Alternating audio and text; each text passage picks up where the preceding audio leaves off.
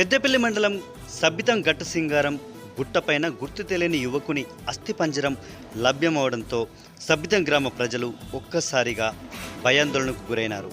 పెద్దపల్లి మండలం సబ్బితం గ్రామానికి చెందిన మేకల కాపరులు గట్టు సింగారం గుట్టపైకి మేకలు కాయడానికి వెళ్ళగా అక్కడ గుర్తు తెలియని అస్థిపంజరాన్ని గుర్తించారు.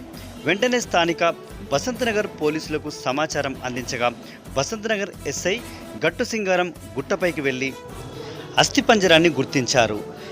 మెడికల్ ఆఫీసర్లు పంచనామా నిర్వహించగా 25 సంవత్సరాల నుండి 40 సంవత్సరాల యువకునిగా గుర్తించారు. కేసు నమోదు చేసిన వసంతనగర్ పోలీసులు మెడికల్ ఆఫీసర్లచే పంచనామా అక్కడే నిర్వహించి కేసు నమోదు చేసి దర్యాప్తు చేపట్టారు. పెద్దపల్లి జిల్లాలోనే అత్యంత పిక్నిక్ స్పాట్ పర్యాటక కేంద్రంగా గుర్తింపు పొందిన సబ్బితం జలపాతం గట్టు సింగారం వద్ద ఇలా మృతదేహం లభించడంతో గ్రామస్తులంతా ఒక్కసారిగా భయాందోళనకు గురవుతున్నారు.